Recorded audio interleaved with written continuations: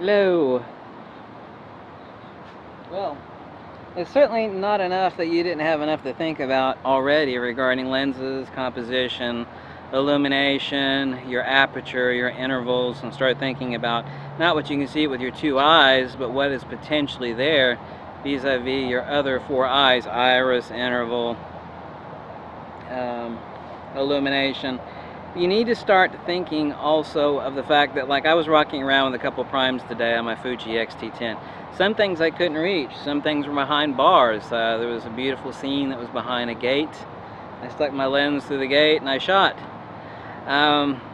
If you can't get there from here and you know you can actually see with your eyes what the compositional shot is, it's okay. If you know that you have within, and this of course is where a higher megapixel camera comes in extremely handy, in addition to cropping for wildlife shots or tele shots that you really can't bring in.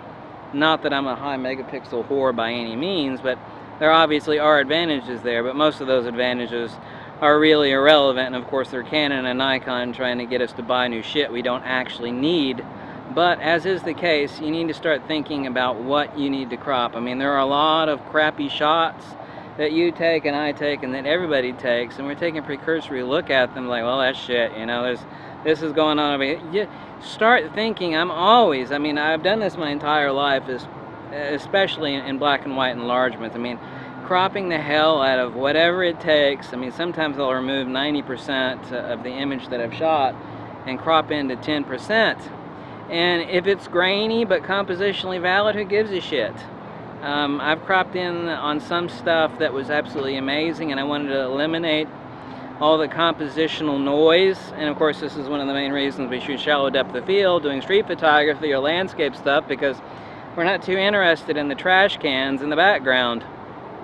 But instead of thinking about, you know, how far you can actually razor thin the depth of field, I mean, realize what your camera's potential is and start examining, doing some testing as far as how far you can crop before your shot turns to shit and grain and noise pops up. But even if that's the case, it's still valid as long as the shot is compositionally valid. And obviously there's just far too much to think of all at one time when you're taking a shot, to start thinking with your mind's eye that if I can't reach it and I'm using this wonderful prime lens, I mean, this is one of the main reasons people are walking around with 3 or 4 lenses. Well, I can't reach it from here, I'm gonna grab a longer lens.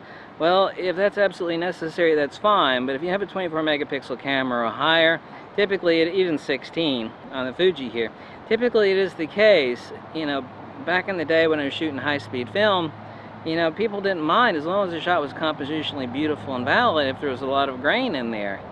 I mean, that's obviously not desirable all the time, but if you have to crop it to the point where that exists, who cares? As long as the shot comes out exactly as your mind's eye sees it, and you gotta crop, you know, drop 90% of that shot on the digital cutting room floor, you know, crop the piss out of it, so be it. Who gives a damn? You got a prime lens, you can't reach it, fine. Who gives a damn? Crop it in there and get it. And a lot of people don't think like that. They're hauling around a nice camera that they've got, and they've got an array of 3 or 4 lenses. And the one thing that I noticed back in photography school, and the same thing applies to film that applies to digital, is that these guys really weren't packing around, you know, a shotgun array of lenses in their bags. They had 1 or 2 at most, in addition to the one they had in their camera, and really that was a stretch. Typically it was 1 in their camera and 1 in their pocket or 1 in a little satchel or something. If you can't get it, crop it. Stop worrying so much about noise. I mean, if the shot speaks for itself, the actual nature, the logos that's in the mind, the eidos, the eidetic realization of what is compositionally valid will supersede any grain or any noise that exists in that heavily cropped shot.